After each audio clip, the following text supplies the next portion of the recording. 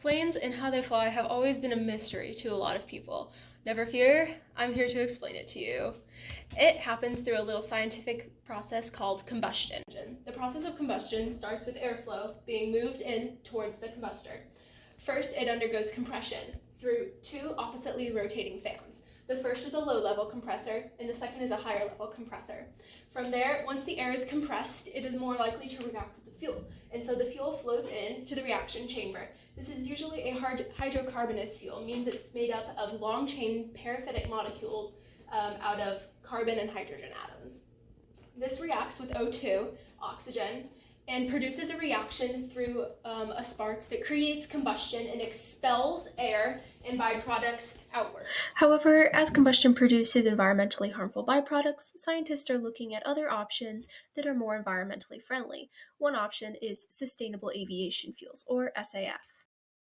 This fuel uses oleochemical feedstocks, which are things like plant oils or other food waste products with a high fatty acid concentration. Then these will undergo a process called hydrotreating. Because there are double carbon bonds present in the triglyceride molecules, the propane is then removed, leaving 3 fatty acid molecules per trialkylglyceride molecule. And then this fuel needs to be more reactive, which means oxygen needs to be removed from it. This will undergo another process called deoxygenation.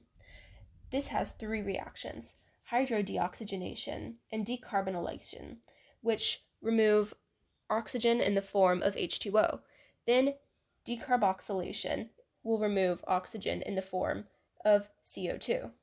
Though the refinement process makes sustainable aviation fuel more like kerosene in terms of molecular structure, meaning you wouldn't have to modify the engine if you wanted to use full sustainable aviation fuel.